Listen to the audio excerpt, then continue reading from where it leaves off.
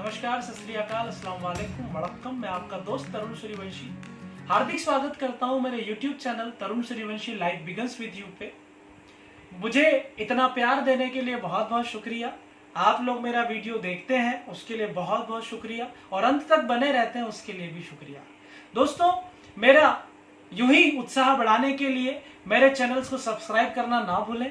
साथ ही नई अपडेट की जानकारी, किसी भी नई चीज के लिए बेल आइकन को दबाना ना भूलें। पिछली बार हमने बात करी थी लक्ष्य की, और लक्ष्य की जब बात आती है तो बिना चाहत के हर गोल अधूरा होता है। जब हमने चाहत को बना लिया, वो 4 अश्वों की कहानी के पहले घोड़े को हमने जीत लिया था, हमने अपनी चाहत को जिंदा कर लिया था। और चाहत, कहते हैं ना कि चाहत इतनी ताकतवर थी कि हौसले बुलंद हो चुके थे, लेकिन अकेली चाहत, एक अकेला घोड़ा जिसे आपने जीत लिया तो आप जंग नहीं जीत सकते। दूसरा घोड़ा जिसे हम कहते हैं दोस्तों डायरेक्शन, अगर without direction you never will reach at your destination. मतलब सीधा सा अर्थ है, चाहे कितना भी मोटिवेट हो जाइए, चाहे कितना भी आप चाहत की आग लगा लीजिए, लेकिन अगर आपको सही दिशा ना मिले तो जीवन में आप कभी अपने लक्ष्य तक नहीं पहुंच सकते। ठीक उसी प्रकार से जैसे आप रेलवे स्टेशन पर जाकर के अगर टिकट काउंटर पर जाकर के ये कहें कि भाई साहब एक टिकट दे दीजिए, वो आपसे पूछे कि कहां जाना चाहते हो, बोले कहीं का भी दे दो, तो क्या वो आपको टिकट देगा? शायद कभी नहीं। जिंदगी में हमसे परमपिता परमेश्वर भी यही आशा करता है कि आप उसे सही पता दो, आप जाना कहां चाहते हो। अब बात आती है, चाहे आप पढ़ाई करते हो, चाहे आप नौकरी करते हो, हर जगह पर एक सही दिशा की जरूरत होती है, एक सच्चे काउंसलर की जरूरत होती है जो आपको सही दिशा दे सके।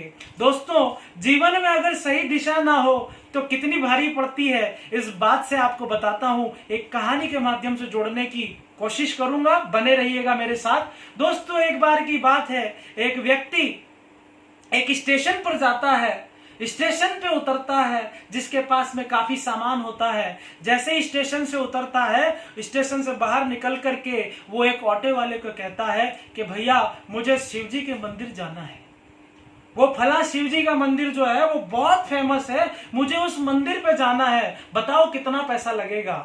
इस बात पे ऑटो वाला कहता है कि भाई साहब 200 रुपए लगेंगे मात्र। इस बात को सुनते से ही यात्री कहता है कि भैया तुम तो हर यात्री को जो बाहर से आता है उसे लूटने के लिए बैठे हुए हो। मतलब कि नाराज होते हुए कहता है कि मैंने तो खुद ही मंदिर देखा हुआ है, तुम्हारी कोई जरूरत नहीं है, मैं पैदल पैदल वहां मंदिर तक चला जाऊंगा। अब दोस्तों, ये 1 घंटे से लगातार पैदल पैदल पैदल पैदल पैदल चलता जा रहा है। अभी पसीने पसीने होना शुरू हो चुका है। अब इसका शरीर 2 सूटकेस और 1 बैग का भार और उठा नहीं सकता। अब चलते चलते इसने हिम्मत तोड़ दी है और वापस मन में सोच लेता है कि चलो अब मैं ऑटो कर लेता हूं। किस्मत से ये फिर ऑटो वाले को आवाज लगाता है, और किस्मत देखिए दोस्तों, इस बार फिर वही ऑटो वाला आ जाता है। जैसे ही ऑटो वाले को आवाज लगाता है, भैया शिव जी के मंदिर जाना है, कितना रुपया लोगे? इस बार वो कहता है कि इस बार पूरे 400 रुपए लगेंगे। इस बात पे झल्ला कर वो कहता है यात्री कि भैया बिल्कुल गलत बात है, बिल्कुल गलत बात है, स्टेशन पे पूछा था तब 200 थे, अब ये 400 किस बात के लिए? मैं तो आधा रास्ता चल के आ गया हूं, मैं तो आधा रास्ता चल के आ गया हूं। इस बात पे ऑटो वाले का जवाब सुनिएगा कि सर आप भले ही पैदल पैदल चलते चलते आ गए, लेकिन आप मंदिर के ठीक विपरीत दिशा में चलते रहे। पहले मैं आपको रेलवे स्टेशन ले जाऊंगा, फिर रेलवे स्टेशन से शिव जी के मंदिर ले जाऊंगा। दोस्तों, जीवन में डायरेक्शन का, दिशा का बहुत महत्व है। एक जहाज, एक पानी का जहाज अपने तट को छोड़ता है, एक छोटे से दिशा यंत्र से वो एक जगह से दूसरी जगह पहुंच जाता है। वो विशाल समुद्र में खो सकता है अगर दिशा का यंत्र खराब हो जाए।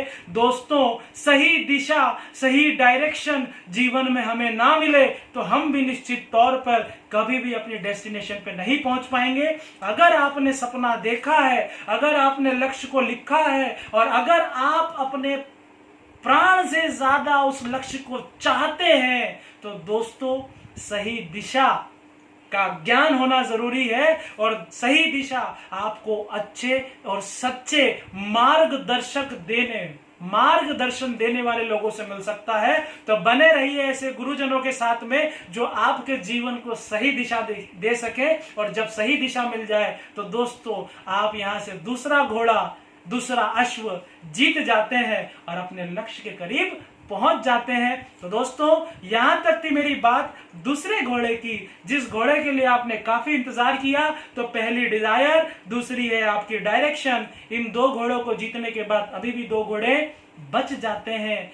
बात ज्ञान कोई भी हो, शक्तिशाली तभी होता है जब उस पर अमल लाया जाए। तो पहले गोल बनाइए, चाहते लिखिए, चाहत अंदर जगाइए, बर्निंग डिजायर लगाइए और उसके बाद में सही डायरेक्शन में आगे बढ़िए। अगले दो अश्वों को क्या है, वो कैसे जीतेंगे मैं आपको बताऊंगा। लेकिन उनसे पहले इस वीडियो को सुनने के लिए बहुत बहुत धन्यवाद।